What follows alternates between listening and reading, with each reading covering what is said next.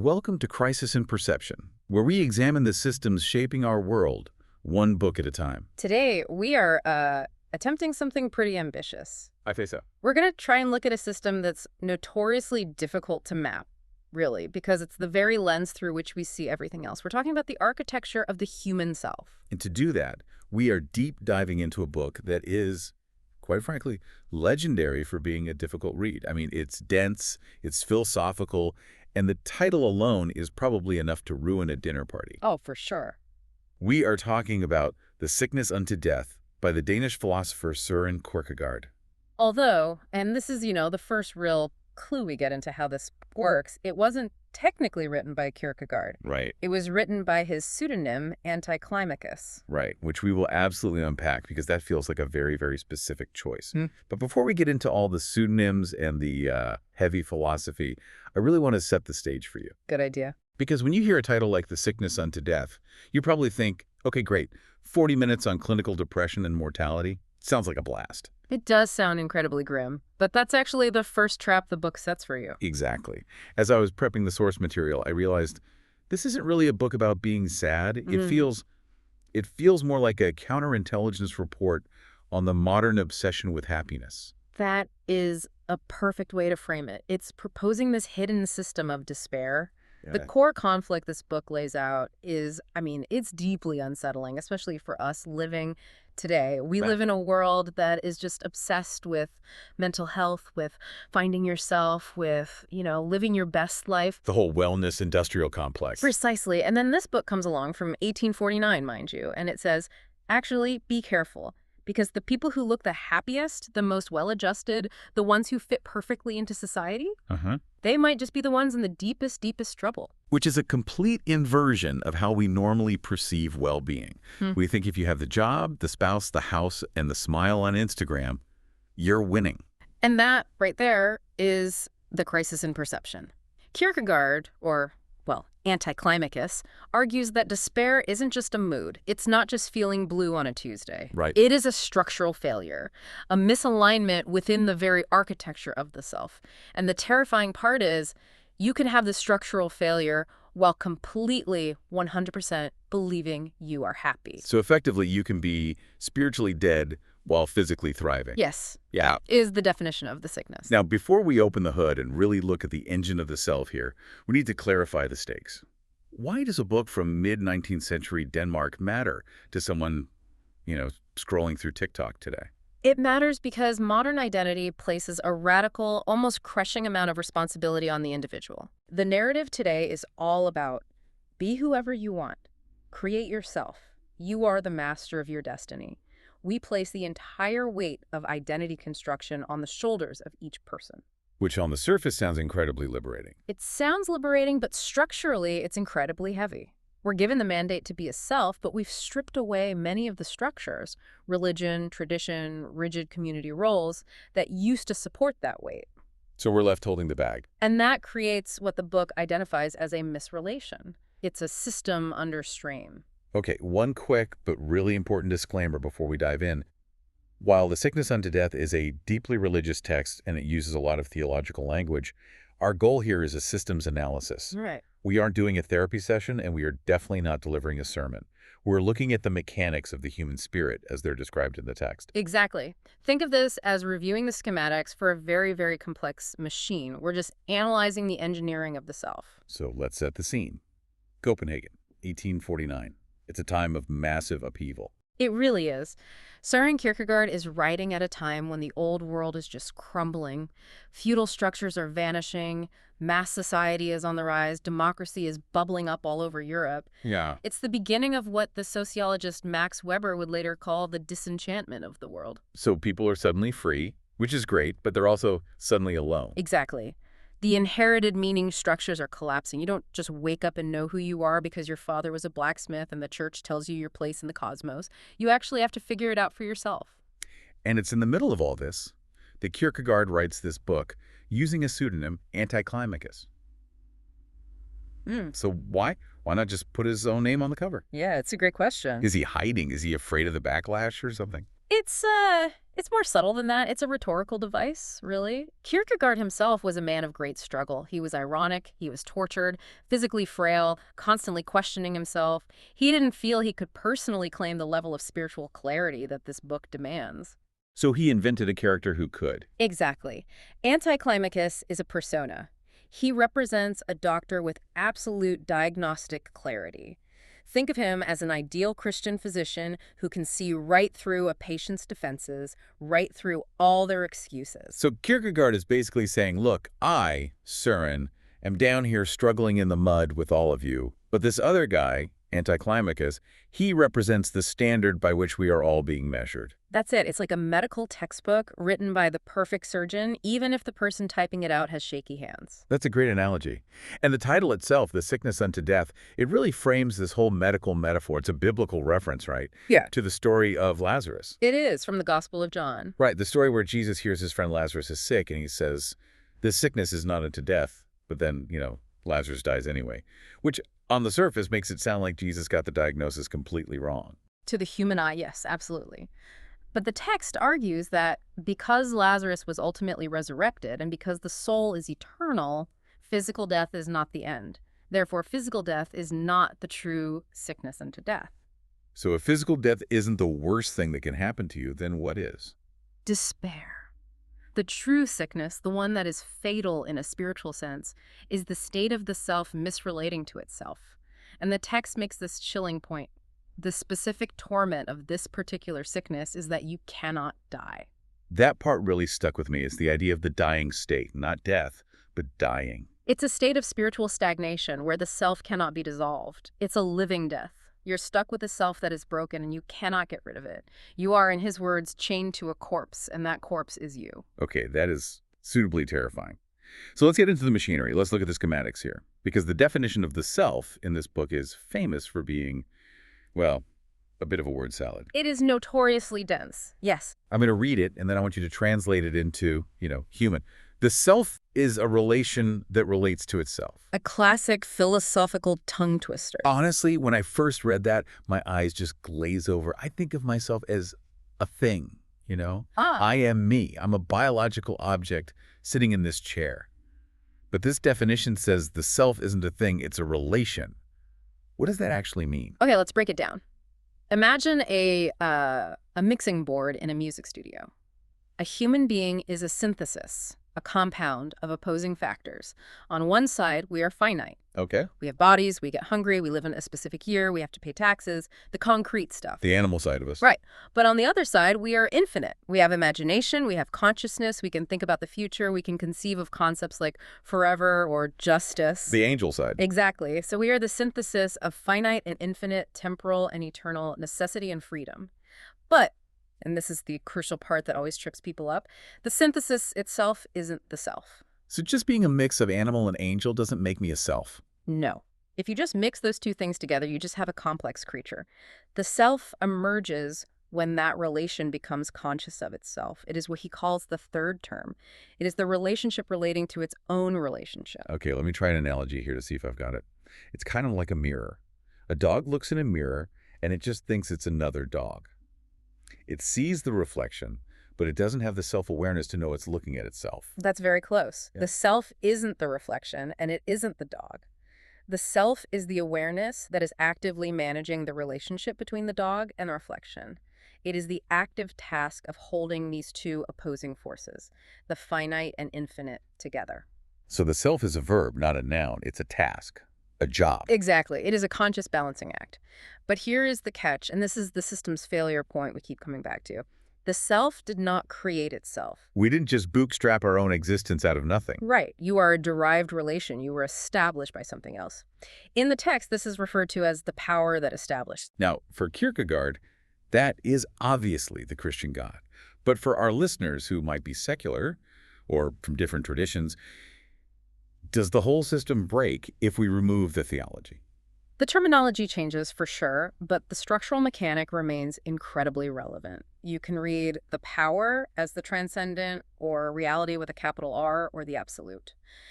The structural argument is that because the self is a derived relation, because you didn't create yourself. Hmm. You cannot be in equilibrium unless you are properly relating to the source that made you.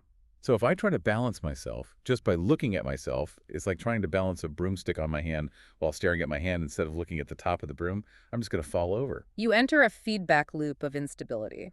If the relation, which is the self, doesn't relate to the power, it inevitably misrelates to itself. And that misrelation is what Kierkegaard calls despair. So despair isn't an emotion, it's a mechanical failure. It's a structural deviation. It's like a planet that has lost its proper orbit around the sun. It doesn't matter if the planet feels happy or sad. Structurally, it is careening into the void. This brings us to the specific ways this system can malfunction. The text breaks this down into these polarities, which I found incredibly helpful. It's almost like that mixing board we talked about. You have these toggles or these sliders, and if they get pushed too far in one direction, you just get distortion. Exactly. Let's look at the first set of toggles. The finite and the infinite. Okay. So the infinite is your capacity for imagination, for possibility, for expanding beyond your immediate physical reality. The finite is the concrete facts, your biology, your social situation, your limitations, all the hard stops. So what happens if the dial gets turned all the way to infinite and the finite slider is at 0? You get what the text calls fantastic despair. This is the person who is just lost in the imagination. They live entirely in a world of abstract possibilities. They think about who they could be, what they might do, the grand theories of everything. I think we all know this person, or maybe we've been this person at some point. The daydreamer who has a million great business ideas, but never actually registers the LLC. Or, the person who falls in love with the idea of a relationship but can't handle the messy reality of another human being who chews loudly or leaves socks on the floor. Right. They love humanity in the abstract, but they can't stand actual people. Precisely. They lack finitude. The text says their self volatilizes. It just becomes like vapor. They might have incredible feelings and grand ideas, but because those ideas never become concrete actions or commitments in the real world, they aren't real. They just float away. Okay, so that's too much infinite. What happens if you have too much finite? You turn the other knob all the way up. This is narrow despair. This is the person who becomes purely a product of their environment. They're just a number, a cipher, he calls them. They do exactly what society expects. They have no imagination, no sense that things could ever be different. This is a cog in the machine. It's the person who is terrified of standing out. Their entire identity is derived from the herd. The text calls this person spiritless. They have lost themselves in the finite. They've become completely indistinguishable from the crowd. Then there's the other set of toggles. Possibility and necessity. This one felt very, very relevant to modern anxiety. Oh, it's incredibly relevant. Possibility is the belief that things can change. It's the oxygen of the spirit, as the text calls it. Necessity is the hard constraints, the things that must be, the facts you can't change. So if you lack necessity, you have only possibility. But then you just drift. If everything is possible, then nothing is actually real. There's no anchor. This leads to a kind of madness where reality feels like a dream that you can't wake up from. And what if you lack possibility? If you only have necessity? That is determinism or fatalism. That's the belief that I am just this way, nothing can ever change, this is my lot in life. It is a kind of spiritual suffocation. There was a really striking analogy in the text for this, the king who starves to death. I want to spend a moment on this because it's such a strange, powerful image. It is so vivid. The determinist is like a king who starves to death because all his food turns to gold. Which is the Midas myth, basically. Yes, but applied to the spirit. The king has possession. He has the gold, which represents the hard facts of reality, of necessity. But he cannot eat it. The determinist has reality. They have the facts of their life, but they cannot breathe because they lack the oxygen of possibility. So facts without hope, without possibility, are just a heavy metal that ends up killing you. Precisely. You possess your life, but you cannot nourish yourself with it. So we have these polarities. If we're out of balance, we're in despair. But the book categorizes despair in a way that goes deeper than just these toggles. It talks about consciousness. This feels like the vertical axis of the analysis. How aware are you of your own condition? And this starts with the most common form, which is also the sneakiest, unconscious despair. Also called spiritlessness. This is the Philistine. Or the immediate man. This is the part that I think really, really challenges the modern reader. Because this person, the Philistines, usually looks successful. They look perfectly fine. In fact, they are often the ones we envy. They are perfectly adjusted to the world. They have the job, the family, the money, the status. They are busy. They are happy in the conventional sense of the word. So why on earth are they in despair? If they're happy, what's the problem? The problem is that they don't realize they have a self. They have completely identified themselves with the external world. They are a biological and social unit, but the eternal part of them, the part that transcends the immediate moment, is dormant. It's asleep. It's like they're an NPC, a non-player character in their own life. That is a perfect modern comparison. They are running a script. The system failure here is that they have lost the self in the world. They've traded their unique selfhood for a social role. The text has a savage quote about this. It says, essentially, if you lose $5 or your spouse or your arm, everyone notices. You definitely notice. But if you lose yourself? Nobody notices, not even you. The biggest danger, he writes, can cast off in the world as quietly as if it were nothing. You can go through your whole life, receive honors, get married, die, and be buried with a eulogy that praises your success, all while having completely lost yourself. That is essentially a horror movie premise. It implies that social adaptation is not the same as spiritual health. In fact, social adaptation might be the perfect camouflage for spiritual sickness. Exactly. The text argues that this form of despair, this ignorance, is actually the most dangerous because you are safe from the cure. You don't know you're sick, so you never seek the doctor. But then, let's say you wake up, something happens, the illusion cracks. Maybe you do lose the job or the spouse or the status that was propping you up. Now we move into conscious despair. Right. And Kierkegaard divides this into two main directions: despair of weakness and despair of defiance. Let's start with weakness. The official title is In Despair, Not Wanting to Be Oneself. This usually gets triggered by something going wrong in the earthly realm. Let's say you get dumped or you get fired and you plunge into a deep despair. And we normally think, oh, I'm despairing because I lost the job. That seems logical. But Anti-Climacus says, no, you are not. You think you are despairing over the loss of the job, but actually you are despairing over yourself. Wait, unpack that for me. Why am I despairing over myself? Because you are too weak to survive being yourself without that external prop. You have defined your selfhood by that job or by that relationship. When it's gone, you can't stand being the you that is left behind. You want to get rid of yourself because it is now painful or feels empty. So the desire is to flee the self. It's that feeling of, I wish I were someone else. I wish I were dead. I wish I was just a cloud. Exactly. It's a passive despair. It's a refusal to take up the task of being the self you actually are in your specific, now painful circumstances. You want to be a different self, a self with a job, a self with a partner, rather than the self you actually are. But then there is the other side. The reaction that, on the surface, looks like strength, defiance, in despair wanting to be oneself. This is where it gets really, really interesting for our modern context. This is the Stoic approach. This is the person who looks at the suffering, looks at the difficulty, and says, fine, I don't need help. I will handle this myself. I will be my own master. That sounds heroic. I mean, that's every action movie hero. That's the whole Sigma Grindset thing you see online. In a Greek tragedy sense or a Hollywood sense, it is heroic. But in this system, it is a profound, fundamental error. This is the self trying to create itself ex nihilo out of nothing. It refuses to acknowledge the power that established it. It wants to be completely autonomous. The text calls this person the king without a country. Yes. Because this self rules over a fantasy. It is constantly building castles in the air. If you are constructing your identity solely from your own will without grounding it in reality or the transcendent, you are ruling a kingdom that doesn't actually exist. You are constantly acting, performing, curating, but underneath it all, there is nothing holding it up. There is a subcategory of this defiance that I found to be the most profound and maybe the darkest part of the book: demonic despair. This is the ultimate form. This is when a person has a wound or a suffering, a thorn in the flesh, as he calls it, and they actively refuse to be healed. Why on earth would someone refuse to be healed? That makes no logical sense. Because their suffering has become their identity. They use their pain as a weapon against existence. They embrace the misery because it gives them a sense of superiority or justification.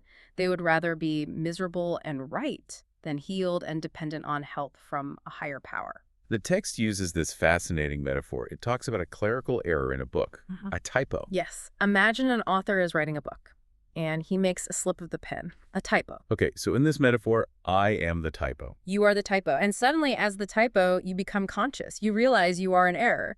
And the author god or the universe or reality reaches down to erase you or to correct you, to fix the spelling. And what do I do? You revolt. You scream, "No, you cannot erase me. I will not be corrected." I will stay here as a witness against you. Exactly. I will remain a typo just to prove that you are a bad writer. Wow. That is spite on a cosmic level. It is the ultimate defiance. It is the self clinging to its own brokenness, because that brokenness gives it a sense of power over the creator. You made me this way, so I'm going to stay this way just to shame you. I feel like we see a version of this in modern victimhood dynamics sometimes. I'm not talking about real victimization, but the identity of I am the wounded one, and if you try to take my wound away, you are actually attacking me. Yes. It's when the trauma becomes the cornerstone of the identity. To heal would be to lose the self. That is demonic despair. Okay, let's pause and map this system out explicitly, because we've covered a lot of ground. If we look at this as a kind of cybernetic system, an engine of perception, what are the different components? Okay, let's look at the schematic. The actor in the system is the self-that conscious relation we talked about earlier. Right. The components are the polarities, finite versus infinite, possibility versus necessity. And the goal of the system is equilibrium, which, according to the text, can only be achieved by becoming transparent before the power that established it. And the incentives. Why does the system keep crashing? What pushes it into these states of despair?